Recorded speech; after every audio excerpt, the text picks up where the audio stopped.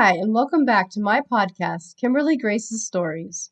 I'm Kimberly Grace, and I want to thank you all for continuing to follow my story, A Cop's Crossroads with Love. Before we continue with part 4 of the story, I wanted to let you know that at some point the rest of the story will only be accessible to my paid subscribers. Creating this story and audio recording takes a lot of time and hard work. It is time away from my primary role as a wife and mother. I owe it to my family and to myself to place value on what I'm creating here. Don't worry, I will give you fair warning when the paid portion will be coming.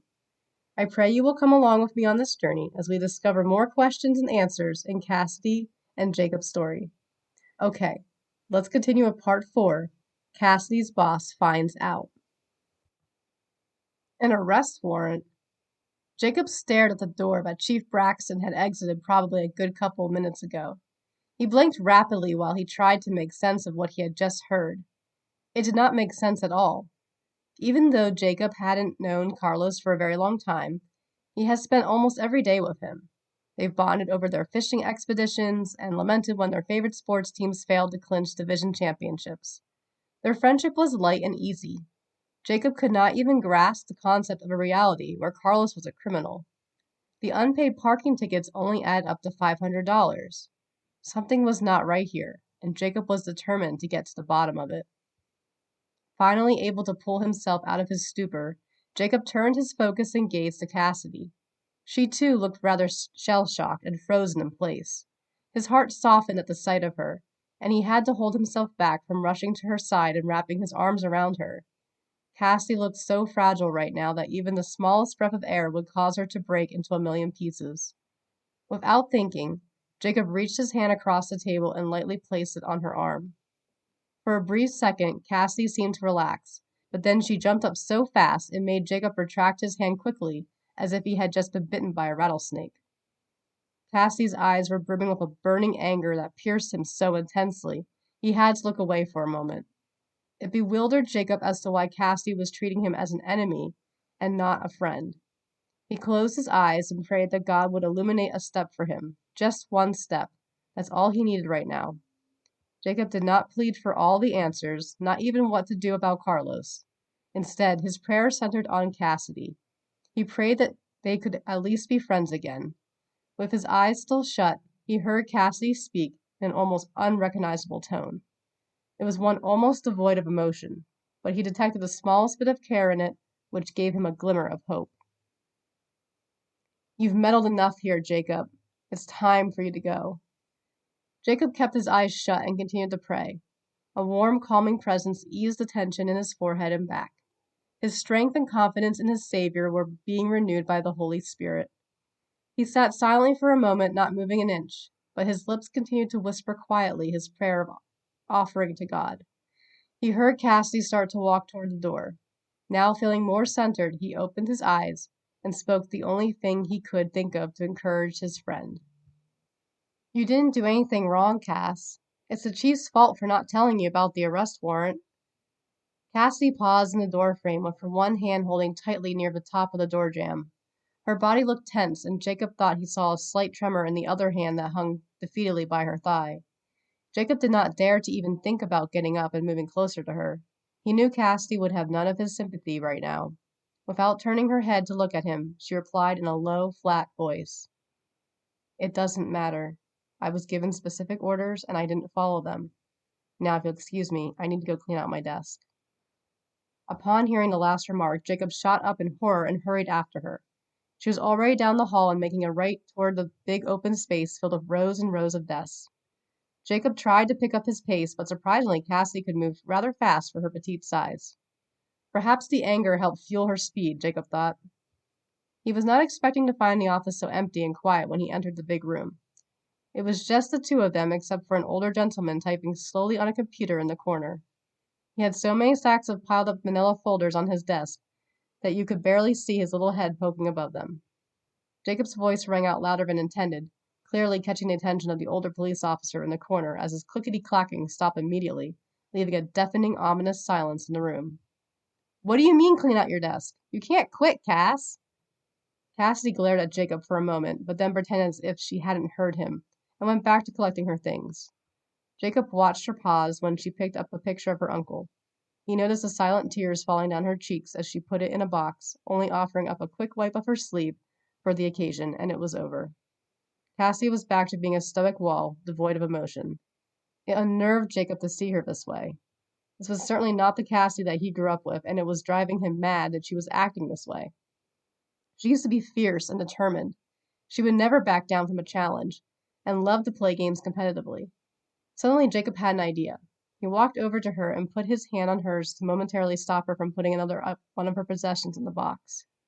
He searched her face until she was finally willing to lock eyes with his, and then he noticed it, the smallest spark of light in them. Now he knew it wouldn't last long, but for now he knew he held her attention. The Cassidy I know would never even think of giving up.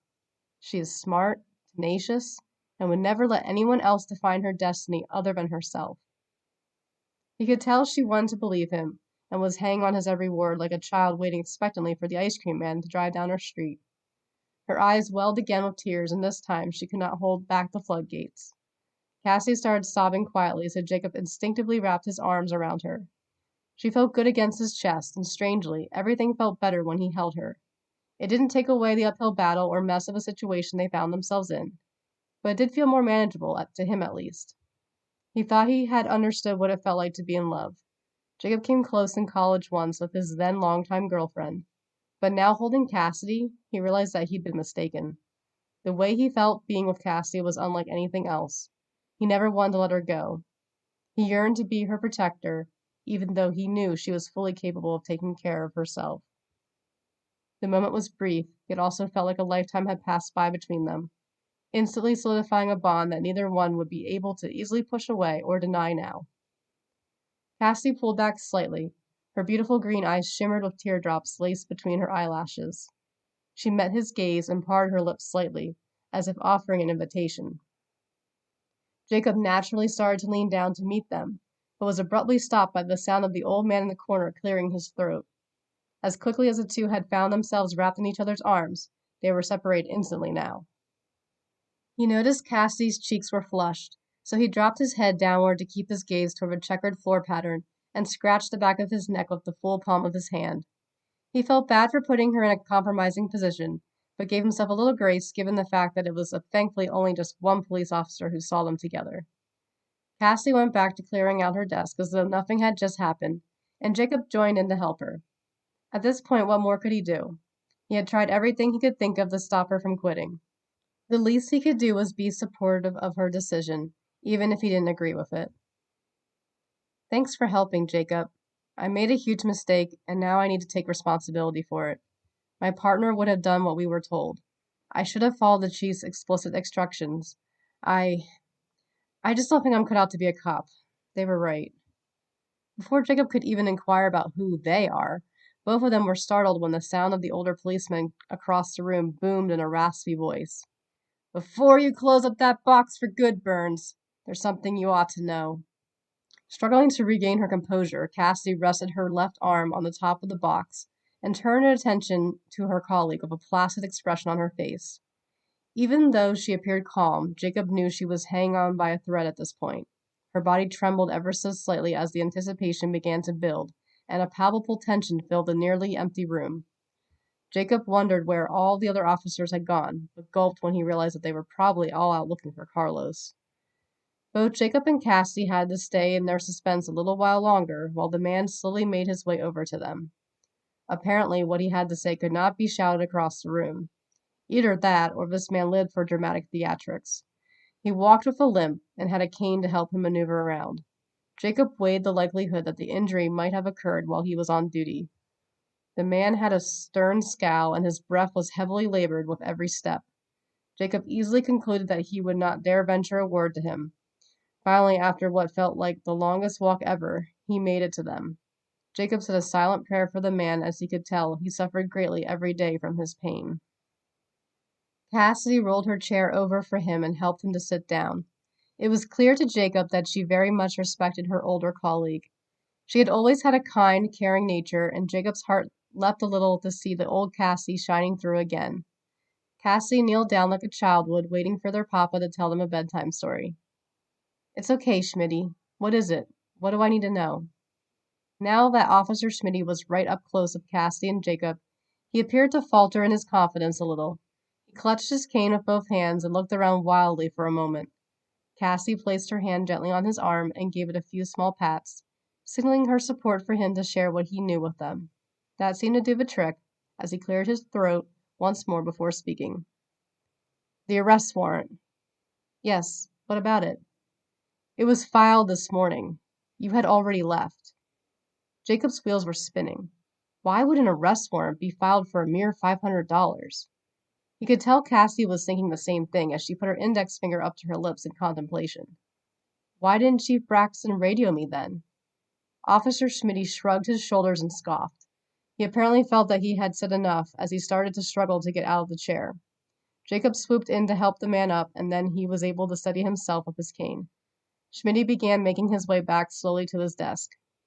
It beats me, Burns. The docket is locked. Can't even read the charges against him. You'll have to talk to Judge Weston about it. Jacob knew Judge Weston. He played golf with his dad and occasionally had dinner with his family. He was one of only 2 judges in town, and although he was a man who greatly respected upholding the law, he always tried to help people learn from their mistakes and give them options that would lead to making better choices. This was the first time Jacob could recall there ever being an arrest warrant issued in the town of Naven. Jacob's stomach turned as he realized this was either a grave misunderstanding or... No, Jacob refused to believe Carlos had done something nefarious. He needed to find him, and he needed to find him quickly. He turned around to tell Cassidy and nearly bumped into her. She had already placed her stuff back on her desk and was pulling on her jacket while grabbing her radio along with a few other items. At the same time, they spoke to each other. We need to find Carlos. Jacob smiled broadly. He could see the fire was relit in her eyes and was thrilled to see the brave and determined Cassidy had returned. I thought you were quitting. Cassidy smirked at him and smiled in a way that made Jacob's heart soar. They appeared to be back in sync, and he could not ask for more. Well, at least not right now. Jacob knew not to push his luck. They both started heading toward the front door, walking faster as if everything they had ever dreamed stood right outside of it. I'm no quitter, Roberts. Besides, this case just got interesting. Jacob wanted to reply, that's my girl, or even atta girl, but he couldn't risk messing up the huge progress they had made. It definitely would not be easy to hide his growing feelings for her, yet he would while they saw what was going on with Carlos. After all, they needed to focus and work together as a team. The thought of them as a team caused him to smile so much that Cassidy pretended to punch him in the arm. Get your head in the game, Roberts. We got work to do. Copy that, Officer Burns. Copy that. To be continued.